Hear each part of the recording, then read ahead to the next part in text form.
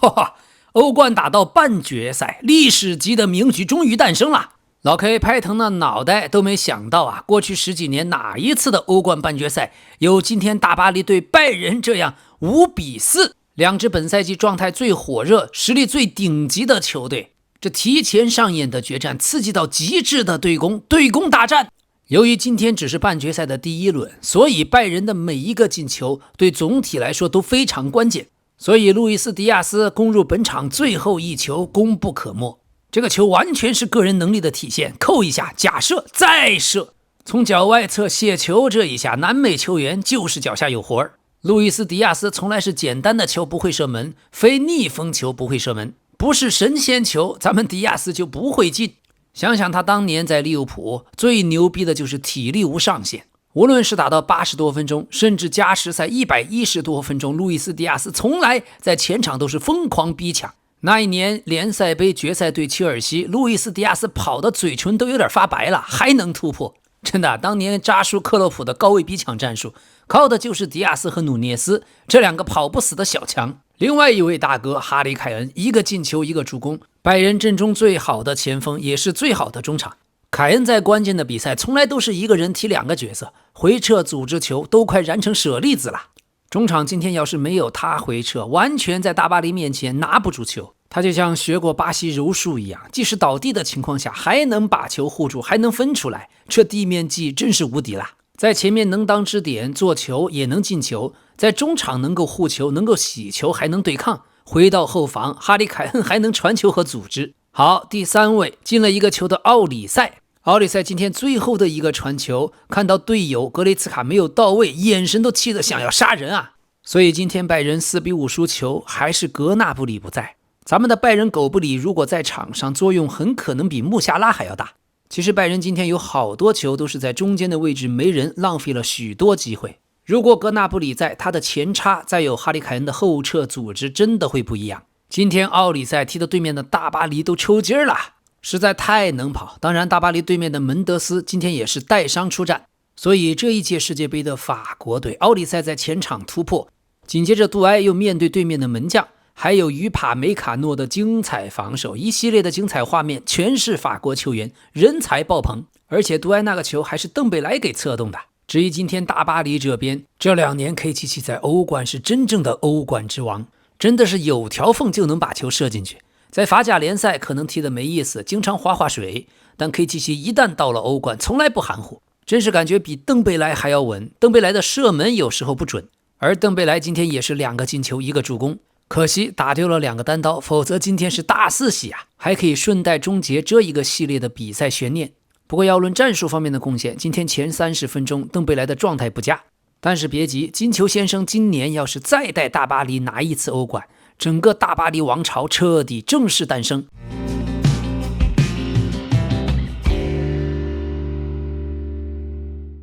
朋友们，今天视频的最后一定要看，咱们会对明天马竞对阿森纳的欧冠半决赛第1回合进行预测和分析，所以希望大家不要走开，喜欢的话不妨点一个订阅，再打开小铃铛点击全部。好，咱们继续。好，巴黎队第3位，咱们要夸夸进了1个球的内维斯，真正的跑不死体能怪。不过今天拜仁慕尼黑打得太好，内维斯成了拜仁的突破口，但他今天的回头望月、狮子甩头真是赏心悦目，拜仁的几个高中锋争头球都争不过他。今天这场比赛没有看的球迷啊，真是要后悔1整年，而看完了比赛的球迷压根儿就睡不着觉了。火星撞地球，过去这5个字咱们在宣传的时候用过太多，今年的大巴黎打拜仁完全是土星撞木星，像拜仁慕尼黑这样去强调进攻，不惧怕丢球，场上每个人非常自信，前场的配合超流畅，中后场不知疲倦的跑动控制比赛节奏，这才是过去德国装甲战车进攻的血液。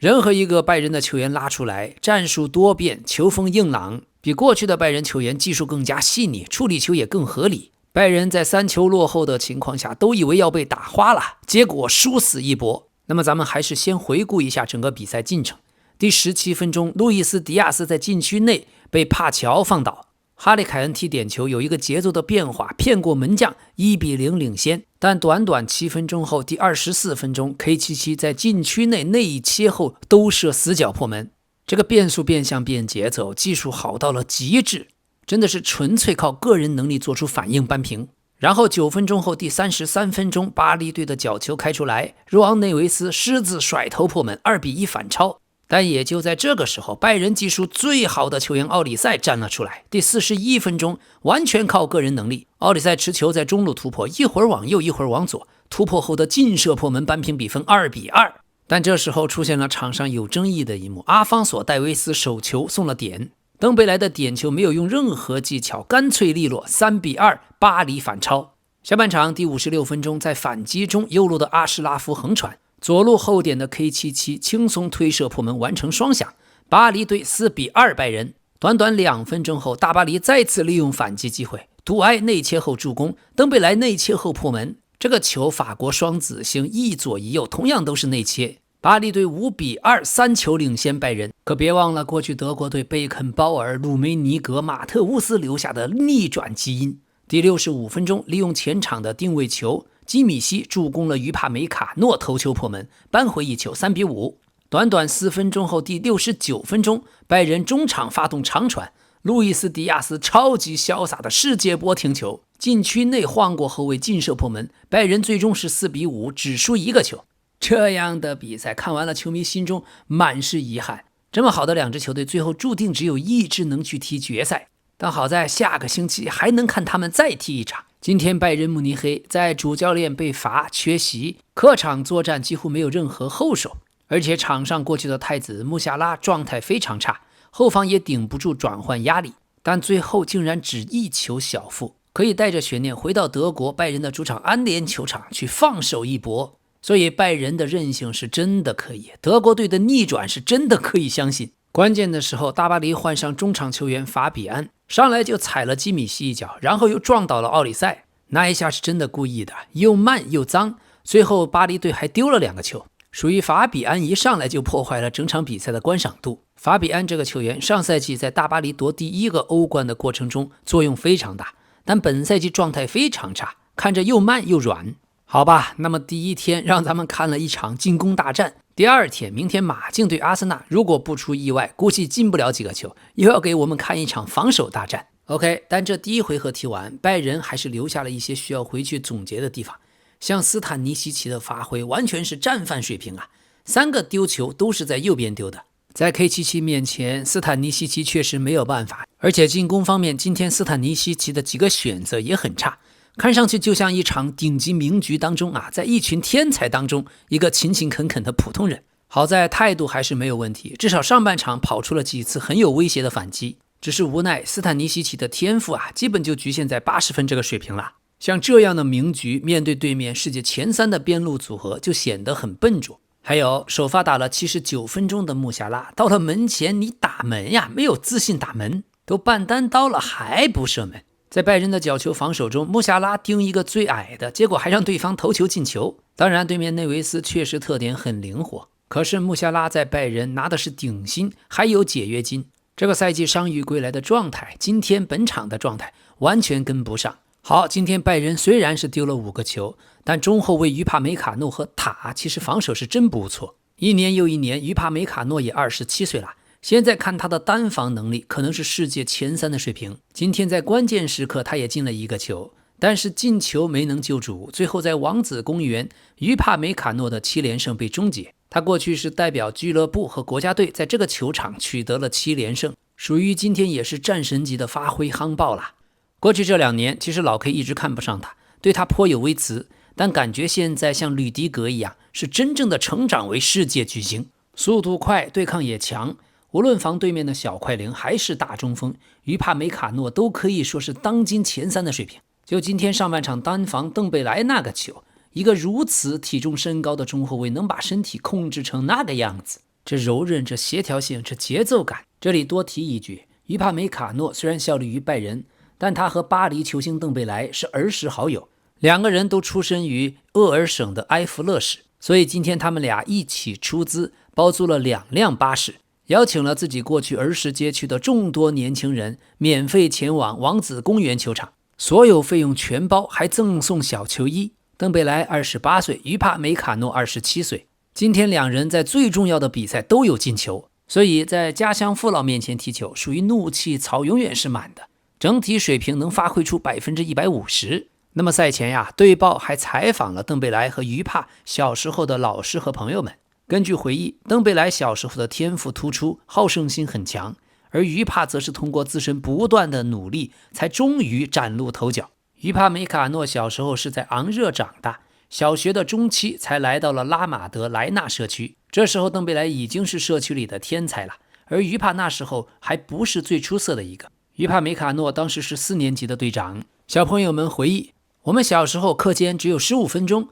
但老师会让我们踢25分钟球，大家都在踢球，每个人都很强，老师们也很喜欢看我们踢。而邓贝莱非常好胜，他什么活动都想赢。我们那群孩子在学校里踢自己的世界杯，绝对不能输，否则你感觉就完了。你只要输了，大家就会说啊，你其实很菜。而邓贝莱一输球就会气到不行，以至于老师会把他送到其他班去冷静冷静。老师们会从窗户看他们踢球，那一代的小学生真的太强了。所以小时候老师们就在想，这一群小孩里面会不会以后出个金球奖？果不其然，邓贝莱金球先生。好，今天比赛踢完，阿什拉夫本场又有助攻，至此本赛季欧冠助攻数已经达到6次，他也成为欧冠历史上唯一一位连续2个赛季都能助攻5次以上的后卫。阿什拉夫赛后还不忘发个社交媒体，配了图写道，工作还没有完成呢。而另一方面提醒大家，大巴黎的主教练恩里克过去是巴萨的 MSN 时期的主教练，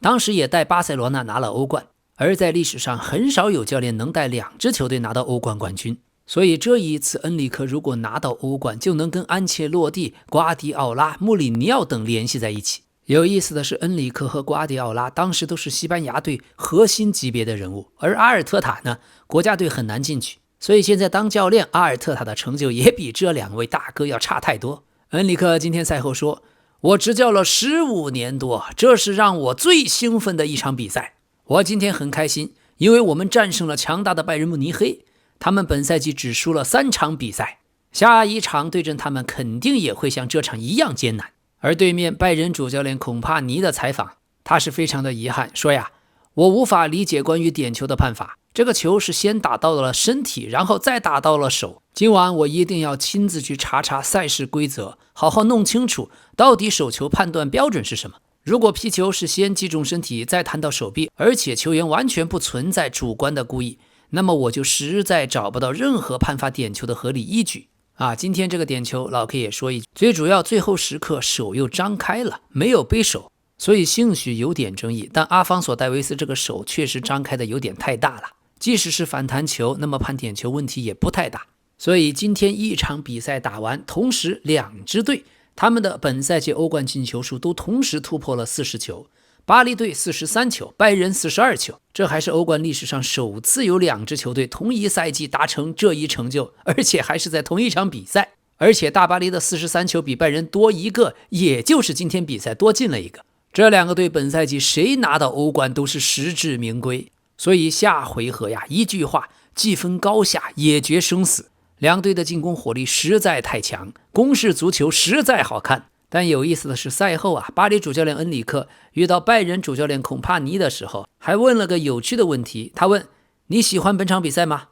孔帕尼也开玩笑的回答，不，我一点都不喜欢。随后2个人笑嘻嘻友好的握手。今天连咱们的门神诺伊尔单场竟然丢了5个球，全场0扑救，他也成为欧冠淘汰赛近16个赛季首位在单场比赛至少丢了5球，而且没有完成过任何一次扑救的门将。但是没办法，今天进的那些球全是死角，全是爆射，估计换谁来也扑不出。当然也能看出诺伊尔确实也老了，上限还在，但太不稳定。作为顶级门将，不稳定是大忌，所以今年德国队世界杯诺伊尔不去也不是坏事吧。诺伊尔今天状态差的时候，连扑救动作都做不出来。但是拜仁球迷不要心慌，就像赛后孔帕尼说的，我认为回到我们主场，总有一些特别的事情会发生。在安联球场将有75000人到场，那里的气氛将会非常火爆。今天在2-5落后的时候，我们并不确定是否能够回到这场比赛的竞争中去，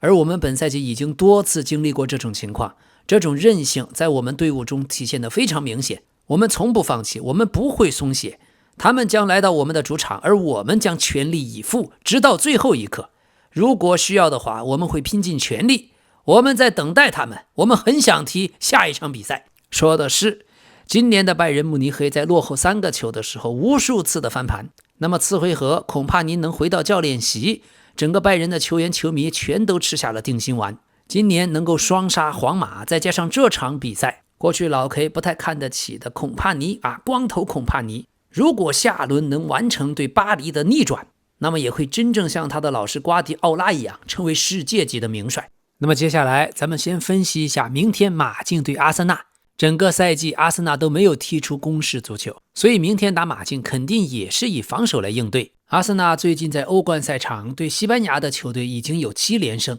这其中就包括了本赛季在酋长球场在主场曾4-0大胜马竞，枪手也同样是欧冠史上第1支能对西班牙球队取得7连胜的球队，并且过去4次做客西班牙，阿森纳也全部赢球，所以半决赛遇到马德里竞技，阿森纳的签运不错。老 K 盲猜一个阿森纳不败。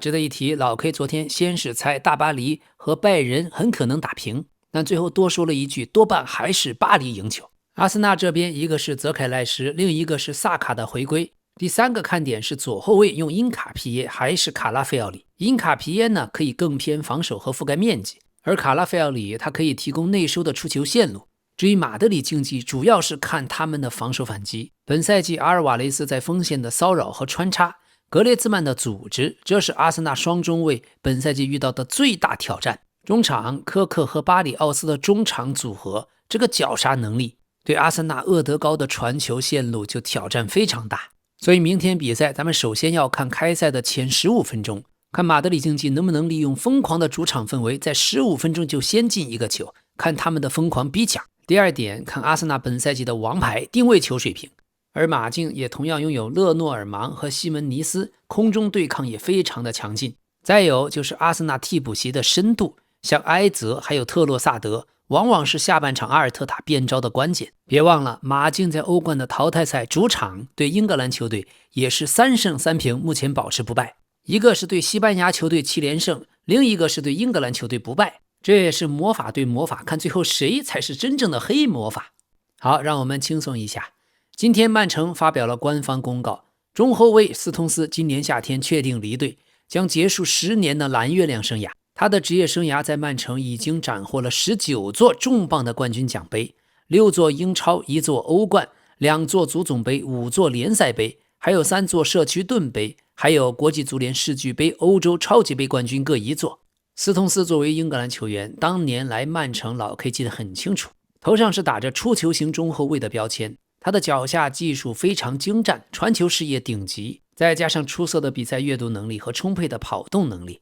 他是瓜迪奥拉治下整个曼城风格的完美缩影，经常被安排为后场的摇摆人角色，频繁内收到中场枢纽位置，效果极佳。2023年欧冠决赛就是斯通斯的经典代表作。在英国足坛，他是属于重新的定义了一个全新的中后卫位置，边后腰的历史第1人，甚至这个位置在斯通斯的巅峰时期，整个世界足坛就只有他可以踢。只可惜由于受伤太多，巅峰也只有那1个赛季。斯通斯可以说是瓜迪奥拉战术的最佳执行人，后面随着他出勤率下降，3241的神阵也就不复存在。而当年的3241简直可以说是全攻全守的终极答案。中后卫前提打后腰，这种中后腰的位置是斯通斯留给我们在足球记忆中最宝贵的财富。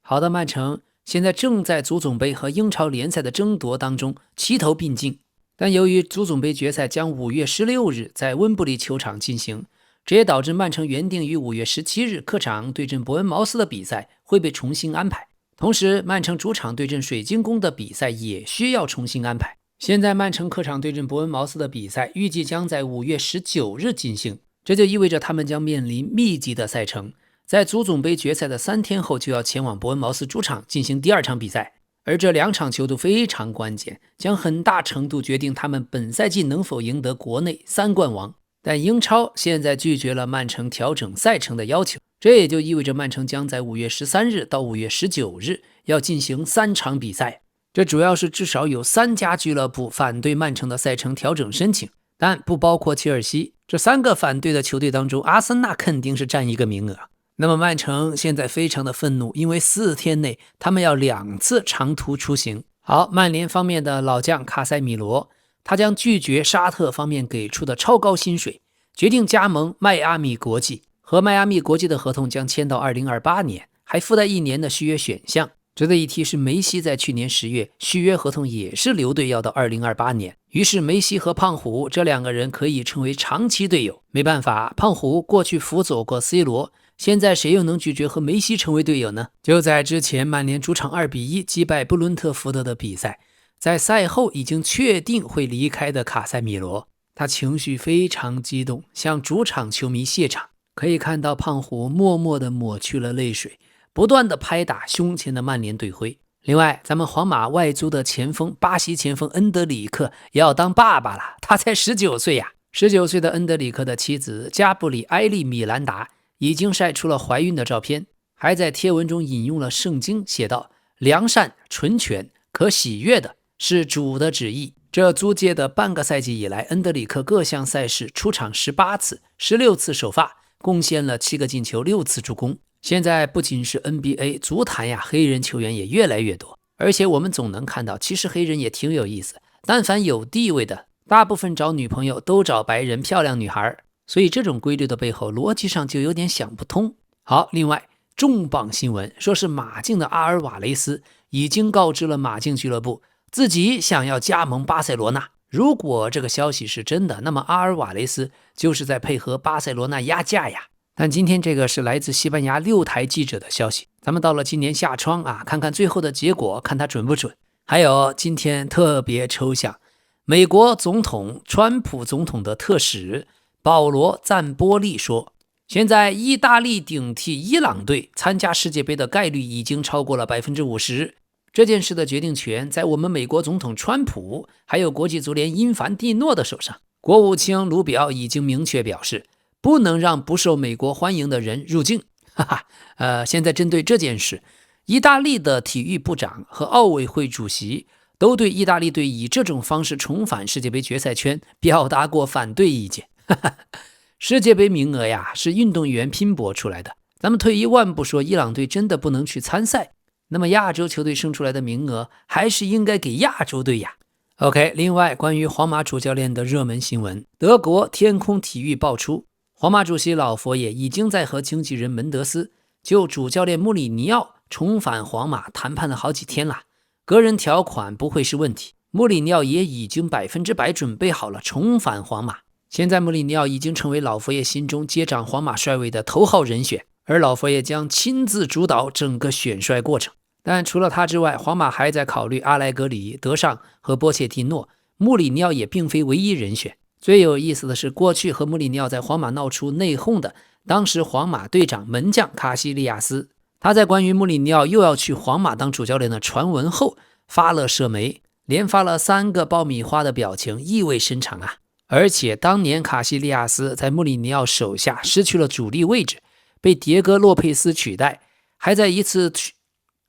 同时还在一次训练中在对抗中被阿韦罗亚踢伤。2017年卡西利亚斯接受采访的时候说，其实我跟阿韦罗亚2013年初我们的关系就出现裂痕了，在他那次把我踢伤之前，我们的关系就已经很疏远了。所以现在阿韦罗亚在皇马在当主教练，皇马输给贝蒂斯之后，卡西利亚斯也在社交平台上发布了一句意味深长的话，写道：不要从倒下的树上砍柴啊，意思是不要落井下石。这句话也是一条直指阿韦罗亚的暗讽。好的，感谢大家的支持，您的点赞、评论、热推和分享都可以让视频被更多的朋友所看到，所以谢谢大家，咱们明天再见。